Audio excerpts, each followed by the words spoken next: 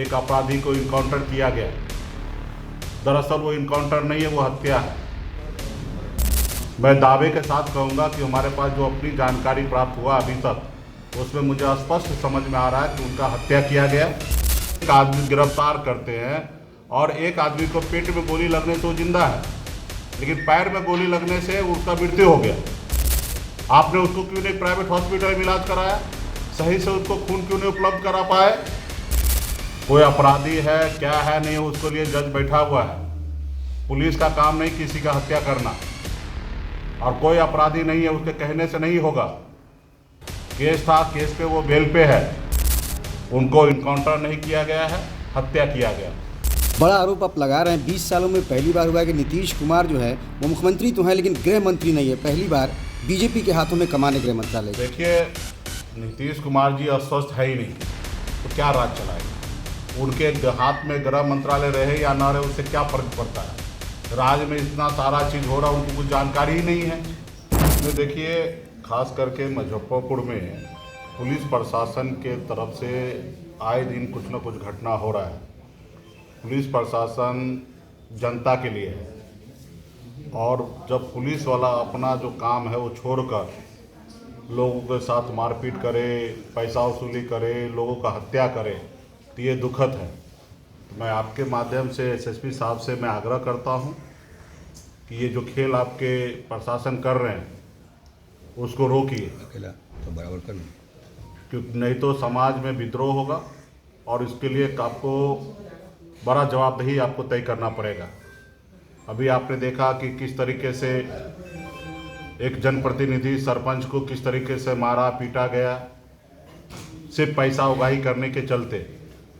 उसके बाद समाज ने आक्रोश हुआ, पहले तो उनको बचाने का कोशिश कर रहा था, जब समाज का दबाव हुआ तो उस जगह पे उनको सस्पेंड किया गया। लेकिन एसएसपी साहब कहेंगे कि 45 आदमी का नाम जो केस में है उनका नाम वापस लिए, 200 अज्ञात है उनको अपने नाम वापस लिया, या जो उन्होंने जो गलत किया उसके लिए उसके ऊपर कोई कार्रवाई आपने किया? नहीं किया। अभी आपने जो घटना एक आपके सामने में आ रहा है कि एक अपराधी को इनकाउंटर किया गया। दरअसल वो इनकाउंटर नहीं है, वो हत्या है। मैं दावे के साथ कहूँगा कि हमारे पास जो अपनी जानकारी प्राप्त हुआ अभी तक, उसमें मुझे स्पष्ट समझ में आ रहा है कि उनका हत्या किया गया, और सिर्फ वो समाज में विद्रोह ना हो इसलिए उनको शांत करने के लिए थाना अध्यक्ष को सस्पेंड किया गया। पहले तो इनको बचा रहा था।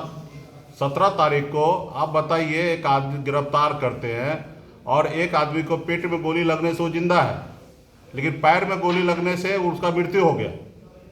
आपने उसको क्यों नहीं प्राइवेट हॉस्पिटल में इलाज कराया? सही से उसको खून क्यों नहीं उपलब्ध करा पाए? और इस तरीके से जो हो रहा है वो कहीं ना कहीं सही नहीं है।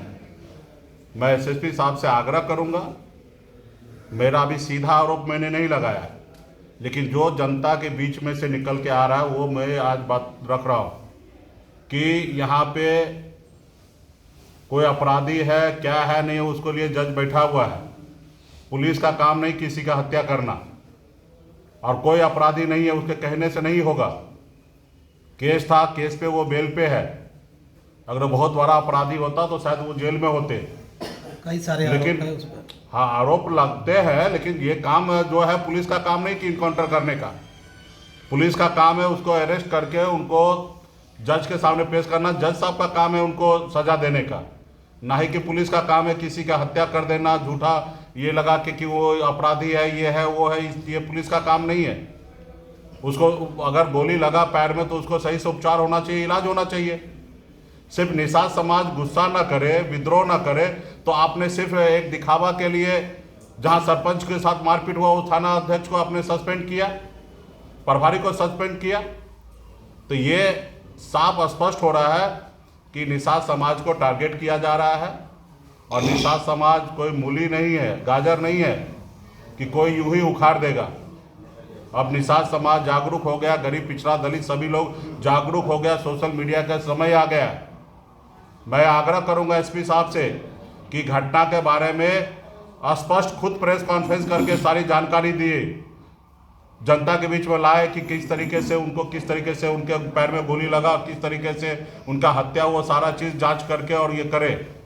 नहीं तो आने वाला समय में समाज काफ़ी चिंतित है, आक्रोशित है और इसके लिए जिला प्रशासन को जवाबदेही लेना पड़ेगा। भविष्य में इसके लेकर बहुत बड़ा कुछ होगा तो इसकी जवाबदेही जिला एसपी को, एसएसपी को लेना पड़ेगा। मैं यही आग्रह करने के लिए आया हूँ क्योंकि हम लोग जो देख रहे हैं इसमें उनको इनकाउंटर नहीं किया गया है, हत्या किया गया और ये हत्या पुलिस वाले का काम नहीं है कि हत्या करना। तो इसलिए अभी हमारा आग्रह है कि इसको सही से जांच करें। बड़ा आरोप आप लगा रहे हैं, 20 सालों में पहली बार हुआ है कि नीतीश कुमार जो है वो मुख्यमंत्री तो हैं लेकिन गृह मंत्री नहीं है। पहली बार बीजेपी के हाथों में कमाने गृह मंत्रालय। देखिए, नीतीश कुमार जी अस्वस्थ है ही नहीं तो क्या राज चलाएंगे? उनके हाथ में गृह मंत्रालय रहे या ना रहे उससे क्या फर्क पड़ता है? राज्य में इतना सारा चीज हो रहा है, उनको कुछ जानकारी ही नहीं है। पूरा बीजेपी यहाँ कंट्रोल कर रहा है सरकार को।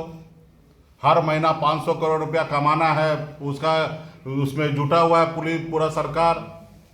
चार्टर प्लेन में पैसा भर के दिल्ली भेजा जा रहा है। यहाँ बिहार थोड़े चला जा रहा है, बिहार को लूटा जा रहा है। सरकार बनाने के लिए राज्य का जनता का पैसा जनता में बांटकर सरकार बनाया जा रहा है। जनता थोड़े उनको वोट देना चाह रहा है।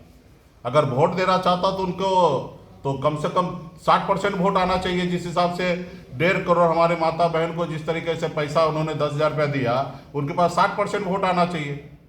तो ये जनता नहीं चाह रहा है, जनता तो उब चुका है एनडीए से।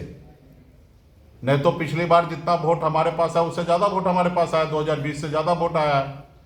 तो फिलहाल उस पर हम लोग चर्चा करेंगे। और नीतीश कुमार जी अस्वस्थ है, नीतीश कुमार जी से बिहार नहीं चलना है। अभी भारतीय जनता पार्टी चला रहे तो जो भी चला रहे चलाने दीजिए, लेकिन सिर्फ उगाही ना करें, राज्य को भलाई के लिए, राज्य को तरक्की के लिए भी काम करें।